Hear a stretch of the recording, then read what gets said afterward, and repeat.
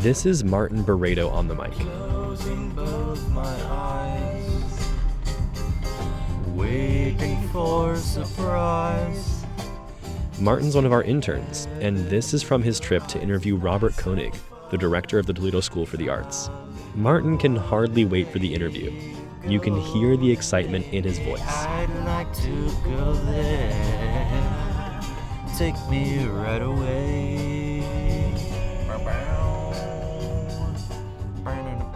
He finds a parking spot Free parking? and then heads inside. After wrapping up the interview, Martin drives back to the office. I think I'm going the wrong way back to the office. Or at least he tries to. I'm going the wrong way.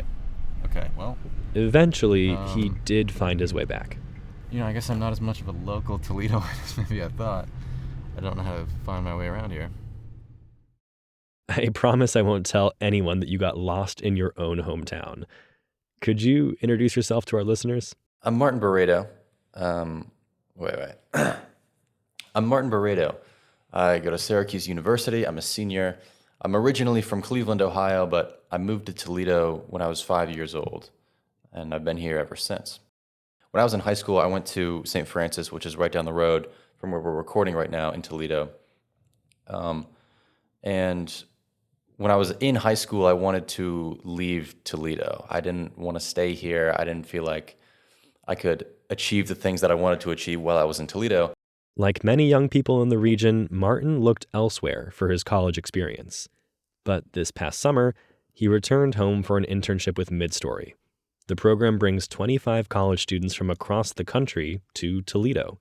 Martin, the group's unofficial tour guide, made sure everyone got a taste of the local culture. What was it like showing them this place that you've grown up in? I think it was surprising to me, and it revealed things about my own views of Toledo that I think I may have taken for granted. There were things in Toledo that I didn't realize were as cool as they were, including things like the Metro Parks, including things like the zoo, the Toledo Museum of Arts, that I had kind of forgotten about, and forgotten that they were great, that they had this really cool kind of value. So in showing the other interns around, I remembered how cool Toledo was, really. Welcome to Brain Drain, a brand new Midstory production that presents an average American city through the eyes of the people who've left it behind. I'm Yannick Schaller. Episode 4. We gotta fight for our right to play smooth jazz.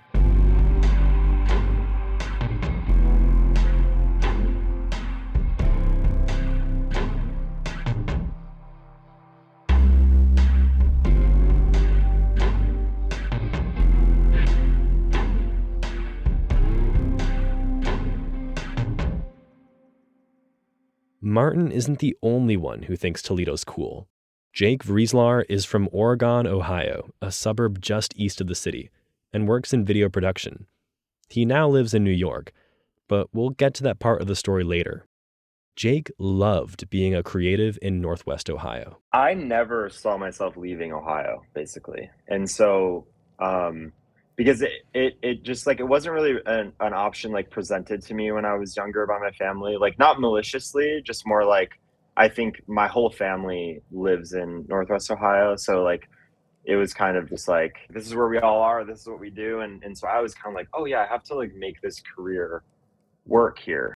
Jake left the Toledo area for school and attended Taylor University, a small liberal arts college in Indiana, not too far from home. It was kind of still abiding by this acceptance thing that I had of I'm going to stay in the Midwest and make this work. Jake did have a short stint in Los Angeles through a Hollywood internship program at Taylor, but didn't feel like he wanted to stay there. Aside from differences in politeness and rush hour traffic, Jake felt a heightened level of creative competition in Los Angeles. His eyes were open to the reality of what it meant to be in a space where creative-minded people weren't the odd ones out. You grow up kind of being the special person in the flock, which is oh, this guy makes videos, he's different than everyone else, he's doing something different. And I felt so unique by that. And then now I'm in a place where it's you go to Starbucks and you order something from the barista, and the barista's like, by the way, I'm like a director. And you're like, wait a second, like everyone is after this exact same thing that I'm after.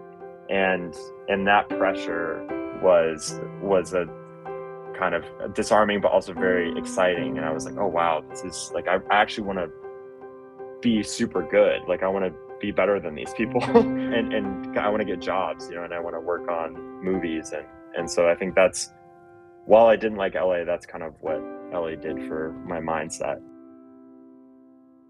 His Hollywood internship might not have sold him on LA, but it still planted the idea in his head that he might find more success somewhere with better creative competition and artistic networks. He currently lives and works in New York City, where a substantial artistic community drives his work further. If I had to make a hypothesis about what the difference between like the competition in New York is versus in Toledo, like I think the main thing, like especially, and I did experience this too when I was like trying to, like make film production work there, is I don't think there's a huge collective like celebration of the arts. I think because of like the the economy that exists in that area, it is like very centered on like engineering and like all these are also noble jobs, so I'm like not trying to bash them, but like it's like there is like it's there's such a focus on blue collar work that I think the idea of a young filmmaker or young artist of any kind getting their start, or like being able to have a career in their work, being from Toledo, I think is like really the disadvantage, because it's like, okay, but you got to actually get a real job.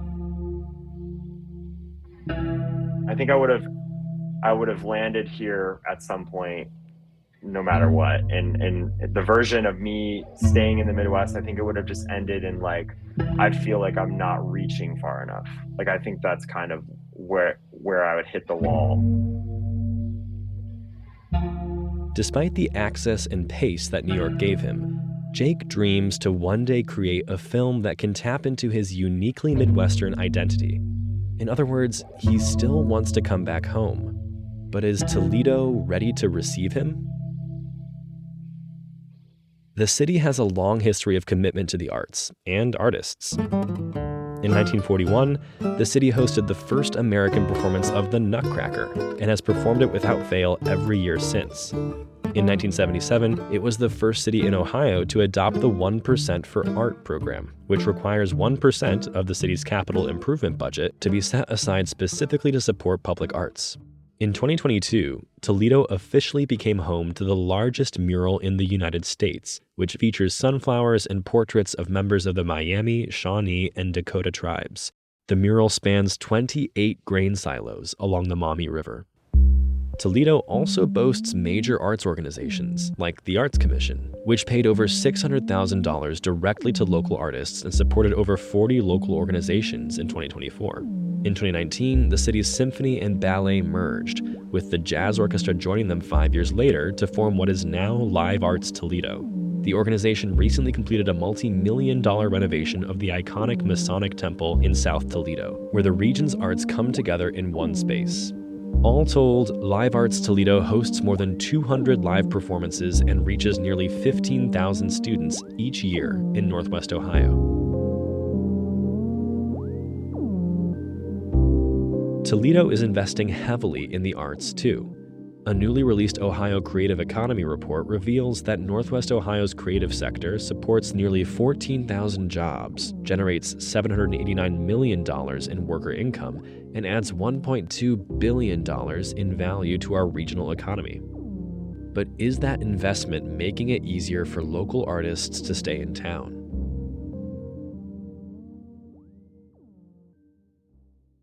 Alyssa Brutlag grew up in Toledo, and from a young age, she's loved the art of dance. It's always been a part of my life. Yeah. Training and going to school, I found that I was happiest after school in my dance life, like at the studio. Like I was always excited to go to dance. It was my happy place. Her professional dance ambitions soon followed. In about junior year of high school, I decided okay, I don't know how to really make a career in this or what I want to do, but I know that this is what I'm happiest doing.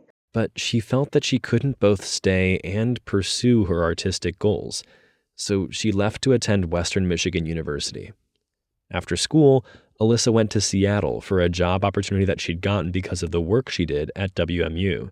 But the COVID-19 pandemic brought her back home. I lost all my work opportunities out there, especially because dance is so social and relies on human connection, and it's hard to do that virtually. She spent 3 years back in Toledo teaching dance, but there was still an itch to go elsewhere, to a place with more opportunities for those who want to make a name for themselves in the arts. I just felt like as I was getting older, I felt like I needed to give myself that second shot to kind of try to move away again, because I felt like I was kind of in a bubble, and I have big goals to do big things in dance, and I felt like no one in Toledo could get me there, or maybe I didn't have the mentors around or even the peers around to make that happen.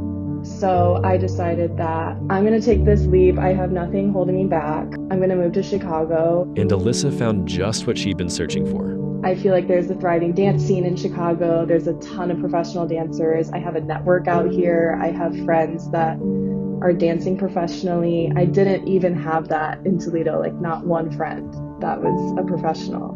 And if they were there, they were leaving in a couple months, So there's an audience here. There's a dance show every weekend I can go to. Actually, there's I'm picking between 3 shows I want to see this weekend in the city. So I think there's an audience. That's something she says she didn't find as much of in Toledo. To be frank, the thing I was lacking was funding and an audience. I don't think that Toledo has an interest in watching dance. I don't think that the theaters in the area really present much dance. I think you have to go to Detroit to see dance, and even that is, that's a barrier in itself.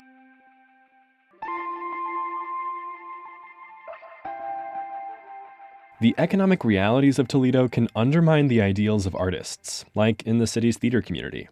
Robert Koenig is the director of the Toledo School for the Arts, but he spends his free time pursuing other local creative endeavors. He sits on the board of the Toledo Repertoire Theater. That role has shown him how much love this city has for theater, but also the difficulties of putting on a production here. I would say 95, 98% of actors that are doing musical theater or theater generally in Toledo have a full-time job, and they're doing this at night, and they're doing it for free, and they're doing it because they love it. I've been associated with the Toledo Rep for years, and we have tried to hire union actors in some of our productions, and it's just cost prohibitive because, in the Toledo Rep, our tickets are $24, $28. And because of the size of the house, you wouldn't even break even if you did that.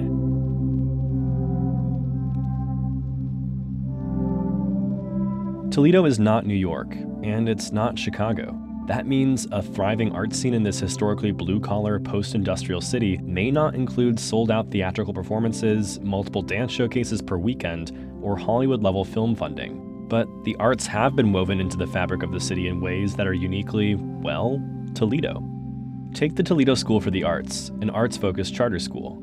It inhabits a former Willys Overland finishing plant in downtown Toledo.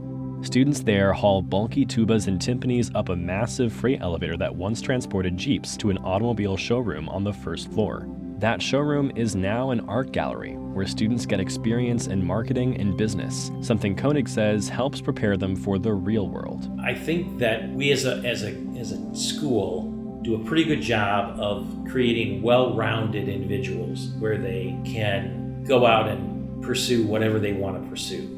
They develop the ability to ascertain that there's a challenge or problem, understand what the problem is, and then come up with a reasonable response to that problem. That kind of logic and that kind of thinking is absolutely needed every day, in my opinion, in the business world. People that don't do that, they're going to be left behind. An education in the arts, Koenig argues, shapes young people to be better suited for many different sectors of the professional world. But the reverse also holds true. Diverse and interdisciplinary backgrounds help make the arts more successful in a place like Toledo. Koenig himself used his experience in construction law to help renovate the TSA, making the building and the art inside it more accessible to everyone. Rather than trying to make Toledo fit for the arts, Koenig wants to foster an art scene that's fit for Toledo.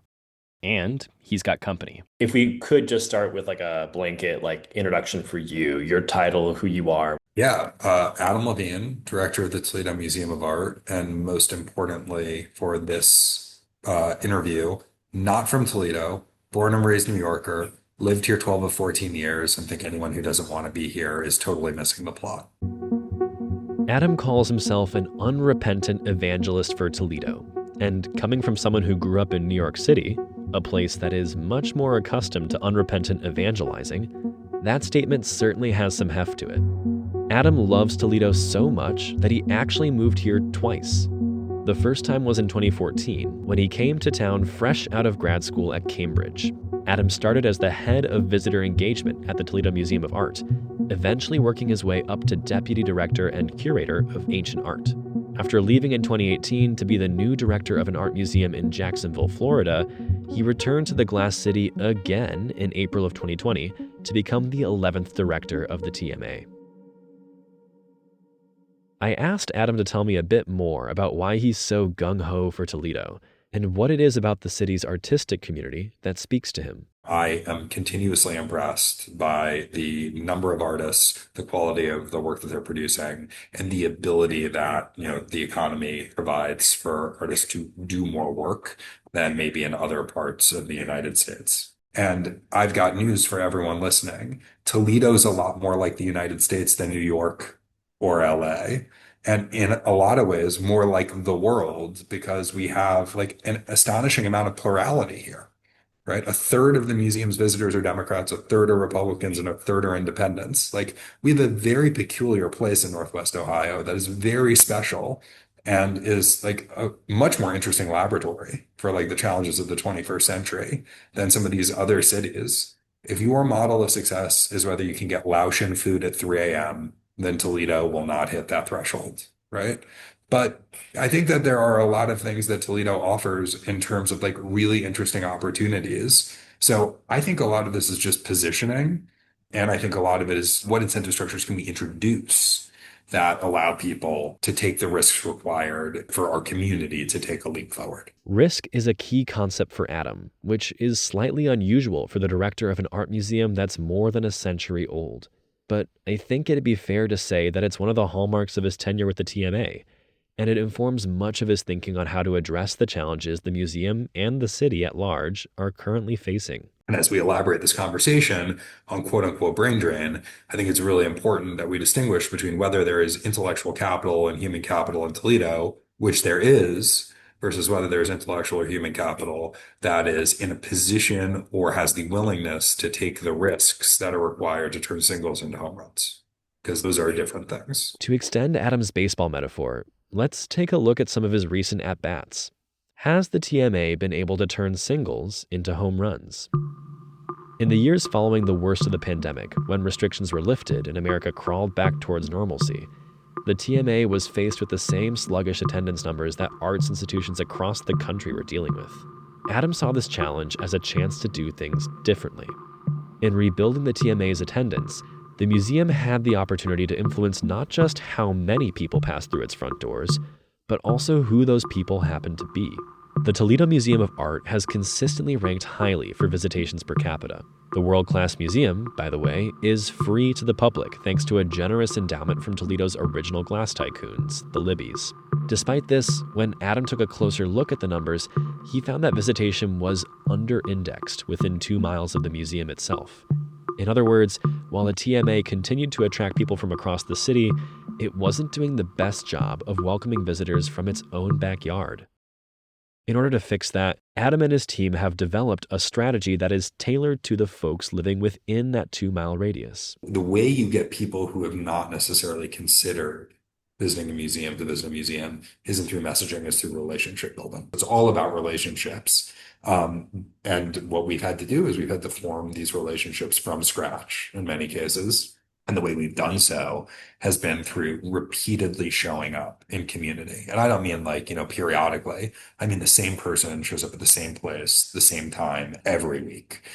So that is a replicable model, not a scalable model. So that's what we've been doing within 2 miles, and we hope to expand it.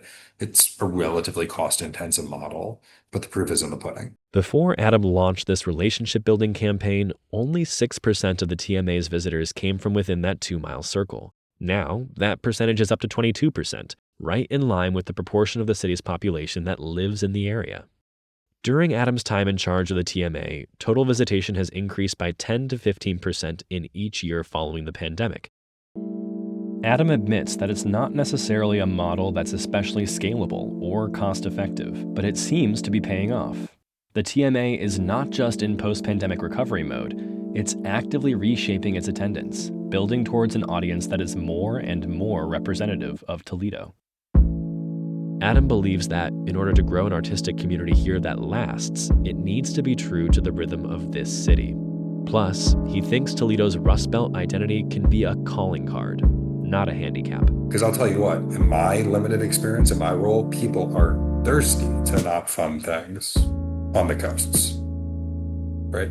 And I know I'm preaching to the choir here. I don't need to tell people at Midstory, right, that there's interesting stuff happening in the middle, and the middle is worthy of investment, right? So I think that there are a lot of unconscious biases in the assumption that you have to do interesting things on the coast. And by the way, there are some exceptional things in markets you wouldn't expect, right? Dayton's contemporary dance scene is as good as any in the country, right? Dayton's the same size as Toledo. Adam's mention of dance reminded me of Alyssa Brutlag, the dancer we heard from earlier in this episode who eventually decided to leave Toledo because she felt that her professional and artistic aspirations had outgrown the city. So I told him about her. He was quick to commend her for putting in real effort to create the artistic environment of her dreams in this city, and didn't want to suggest that he held anything against her for making the choice that she did. But what he did say is that maybe the work that's required to create a stable and rewarding arts infrastructure in a city like Toledo is a little bit different from what's required of a professional performing artist. Expertise on dance and expertise in an art form and expertise in teaching an art form is different than expertise in audience development. Two things can be true. To say there isn't an audience and a place for a thing or sufficient audience to make your model work is legitimate. At the same time, that it's possible that the audience wasn't developed optimally. Right? And so a good idea variably executed is still a good idea. Alyssa had a good idea. What she didn't have was enough people around her to support her in turning that good idea into a vivid reality right here in Toledo. So she left for Chicago, where she would be certain to brush elbows, bump shoulders, and catch eyes. Sometimes you can just get lucky because there's so much kinetic energy in a place because it's big enough and there's enough capital, or there are enough people with like-minded interests that you don't have as much performance risk because it could just kind of work out, right? I do think if you're going to try something novel in Toledo, it's got to be executed perfectly. Maybe not everyone can afford to execute things perfectly. Most local artists don't have the same safety net that a major institution with an endowment does. But Adam's certainly taking a risk by betting big on Toledo and on the value of a museum that tries to be representative of its city. I am all in on Toledo. And one of the reasons why I've become all in on Toledo is that while Toledo has challenges, the scale of the challenges are solvable. And I think that there comes a point in sort of everyone's life where they realize the cavalry is not coming, that you are it. Right? So we have this very wise trustee who said to me, and I guess this is a thing that is well known, but I had never heard it before, that to mix metaphors, the grass is greener where you water it. And I appreciate all of the heartfelt reasons, people feel like Toledo may not be the place for them at a certain chapter in their life. But I also think there's a type of person who sees Toledo and is very excited that it can be made into the type of place that that very same person would want to be. And I think Toledo has an opportunity to recruit those people. And when I say recruit, I don't mean from the outside. I mean to keep people, right, who want to build that thing here.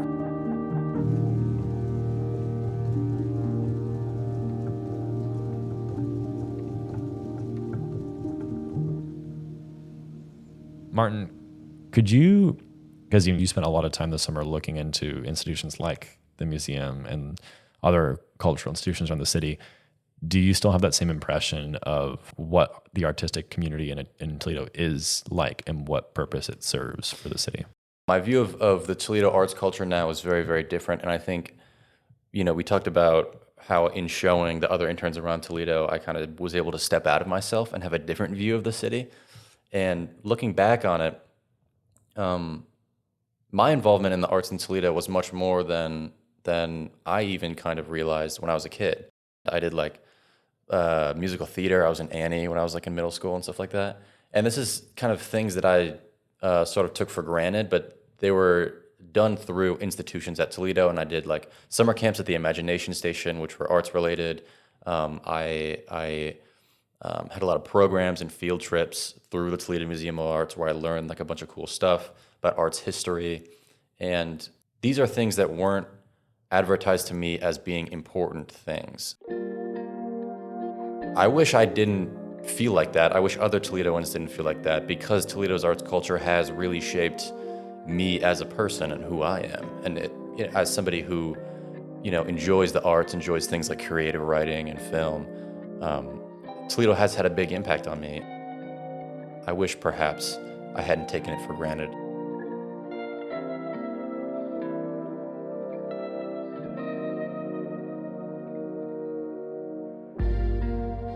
Brain Drain is a Midstory podcast written and hosted by Dea Kukeli and by me, Yannick Schaller. Additional reporting on this episode by Martin Barreto. Our editors are Logan Sander and Samuel Chang. Sound design and engineering on this episode is by yours truly. Original artwork for the series by Ruth Chang and Joshua Rep. Data analysis by Chaisa Tsui, Anna Diasio, and Itong Jiang. Fact-checking by Terry Brisky. Special thanks go to our lovely team of interns who called Toledo home for at least a summer. Anavi Prakash, Yasu Shinazaki, Rajan Carson, Martin Barreto, and Desiree Lua.